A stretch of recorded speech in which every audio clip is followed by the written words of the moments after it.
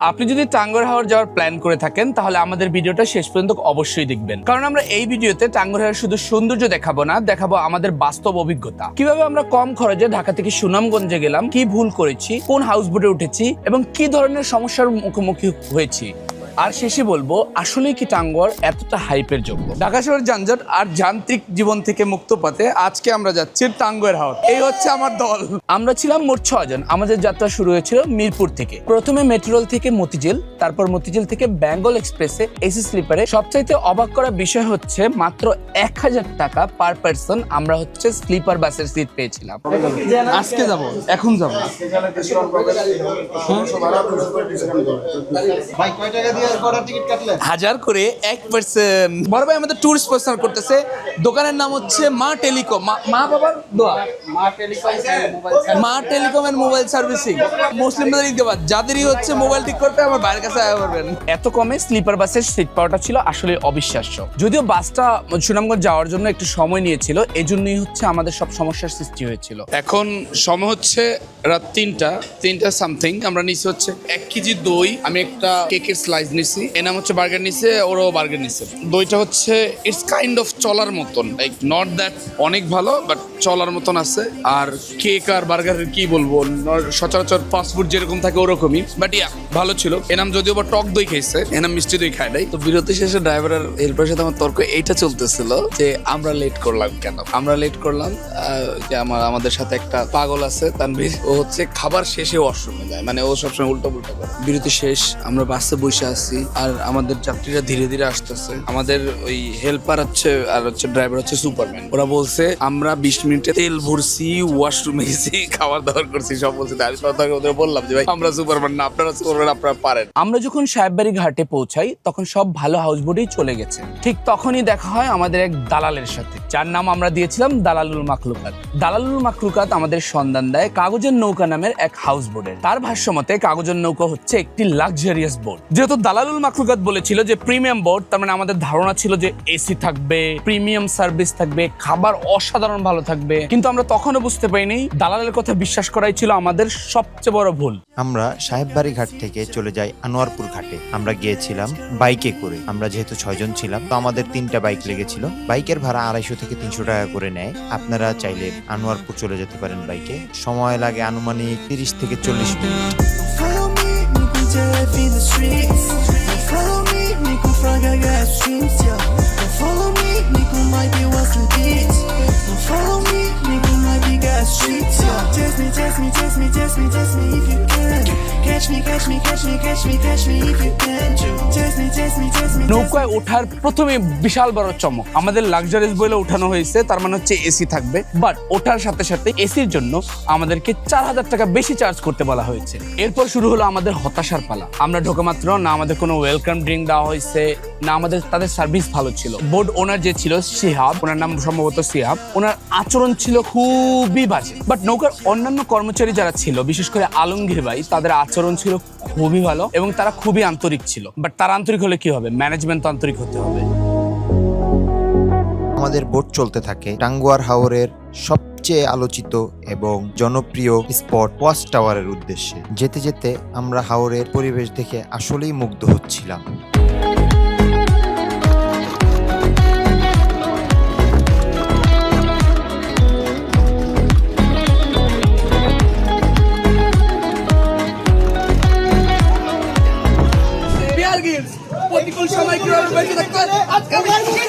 আমরা ওয়াচ টাওয়ারে অনেকক্ষণ গোসল করেছি, কাছ থেকে লাফ দিয়েছি এবং ওয়াচ টাওয়ারের যে টাওয়ারটা আছে ওই টাওয়ার থেকেও আমরা পানিতে লাফ দিয়েছি।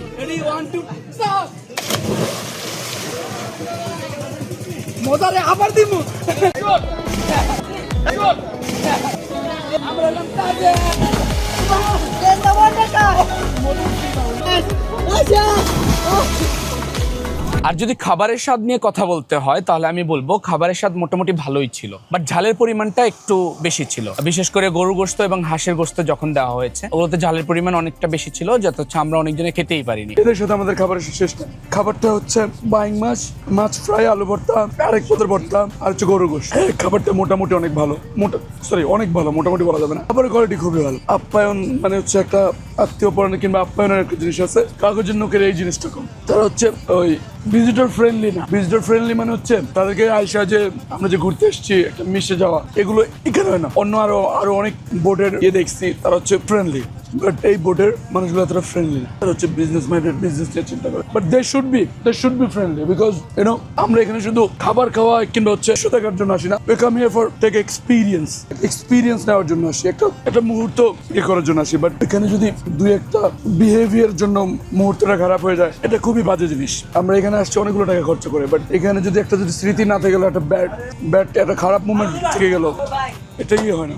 তার মধ্যে যে হাওড়ে ভ্রমণ করলে যে বিখ্যাত বল হচ্ছে খাওয়ানো হয়, আমাদের সেটা দেওয়া হয়নি। আমাদের দেওয়া হয়েছিল পুঁটি মাছ এবং হচ্ছে ট্যাংরা মাছ। বাট আমরা যে অনেক সময় ভিডিওতে দেখি যে অনেক সার্ভিস, এগুলো আমার মনে হয় যে এগুলো হচ্ছে হাউস বোটরা যারা হচ্ছে মালিকরা, তারা হচ্ছে অ্যাড রান করার জন্য কিংবা হচ্ছে হাইপ সৃষ্টি করার জন্য বোয়াল দেওয়া কিংবা হচ্ছে অনেক অ্যাক্টিভিটিস করায়। আমাদের সাথে এরকম কিছুই হয় নাই। এরপরে আমরা চলে আসি টেকের ঘাট, যেটাকে অনেকে নীলাদ্রি লেক নামেও চিনে। এখানকার লেকটা অনেক সুন্দর ছিল। পাহাড়গুলো দেখে মনে হচ্ছিল যেন বাংলাদেশের বুকে এক mini Switzerland.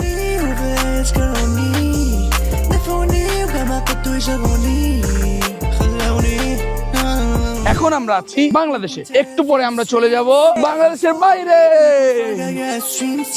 Don't follow me, nigga might be what's the beat. Don't follow me, nigga might be gas streets, yeah. Chase me if you can. Catch me if you can. Chase me. বাংলাদেশের শেষ সীমানা, আন্তর্জাতিক সীমারেখা অতিক্রম করা নিষেধ। আমরা এই নিষেধ করাটা দেখি নাই, অতিক্রম করা যায় আমরা দেখেছি। চলো অতিক্রম করি আমরা।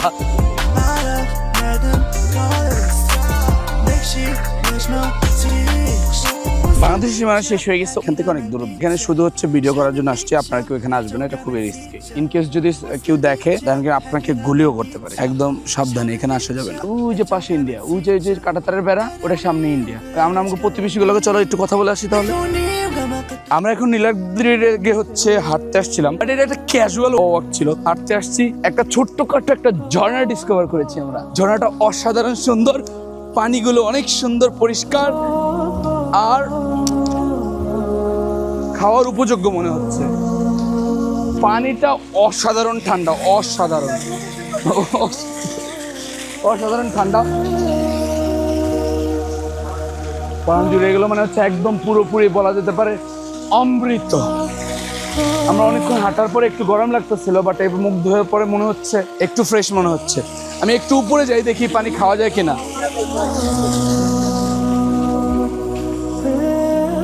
আমার ভিতরের যে ডিটেকটিভ মোড ওটা চালু হয়ে গেছে। আমি এটার সোর্সটা খুঁজতে বেরোচ্ছি। সোর্স অফ ঝর্ণা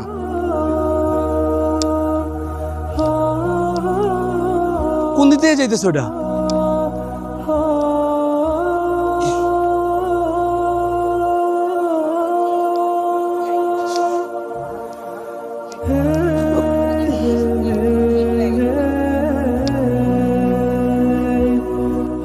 আমার ডিটেকটিভ মোডে কোনো কাজ করে নাই, কারণ আমি আইসা সর্বশেষ উৎস যেটা খুঁজে পাচ্ছি, আমার মনে হচ্ছে এই যে এখান থেকে উঠতেছে। দেখো এটা আমার জন্য পান করার উপযোগ্য মনে হচ্ছে। আমি আজকের জন্য বেয়ার গ্রিলস হয়ে গেলাম। এবং টেকের ঘাটে আপনারা কিছু ছোট ছোট দোকান দেখতে পারবেন, যেখানে ইন্ডিয়ান বিভিন্ন কসমেটিক্স কিংবা চকলেট বা কোল্ড ড্রিঙ্কস এগুলো পেয়ে যাবেন। আমরা চকলেট এবং বিভিন্ন কোল্ড ড্রিঙ্কসও নিয়েছিলাম।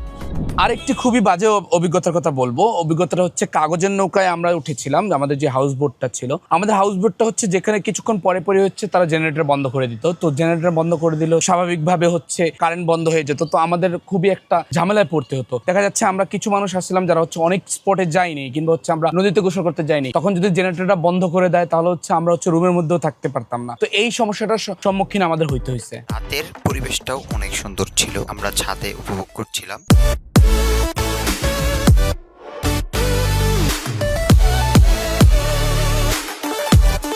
আমরা লবিতে আনন্দ করেছিলাম এবং যে যার মতো এনজয় করেছি।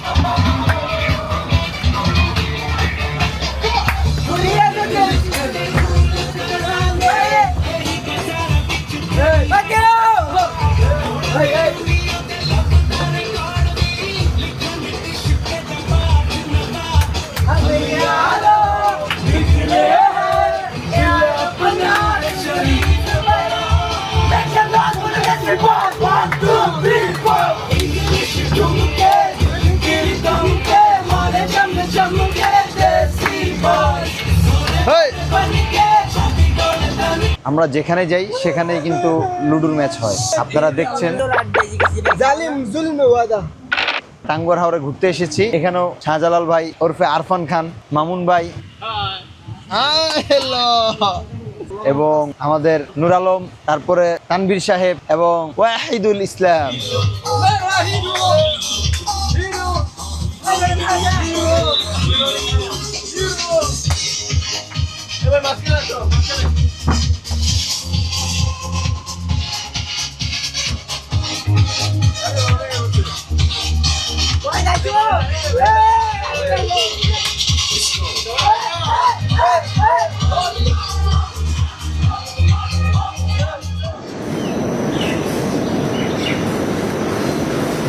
ট্যুরের শেষের দিন আমরা ঘুরেছি বারেকটিলা। हम लोग कहाँ जा रहे हैं भाई?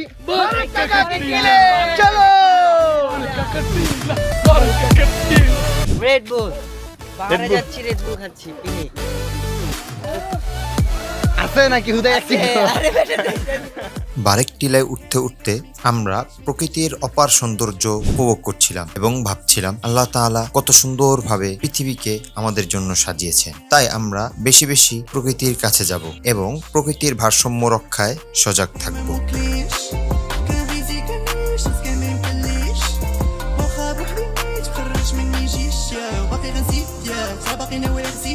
বারেকটিলার চূড়ায় আমরা ওখানকার কিছু বাচ্চাদের সাথে ফান করেছিলাম।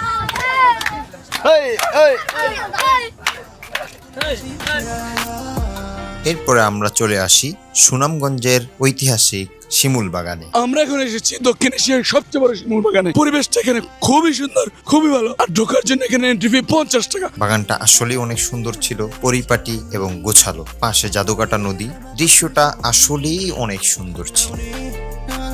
এরপরে আমরা চলে আসি জাদুকাটা নদীতে গোসল করতে। এত সুন্দর পানি দেখে আমরা নিজেদের লোভ সামলাতে না পেরে কেবিনের জানালা থেকেই লাফ দিলাম নদীতে, সাঁতার কাটলাম এবং গোসল করলাম। এবং এখানেও হাউস বোটের মালিক আমাদের সাথে সময় নিয়ে ঝামেলা করলেন। আমরা গোসল করতেছিলাম, আমাদেরকে তিনি ডেকে উঠিয়ে নৌকা ছেড়ে দিলেন।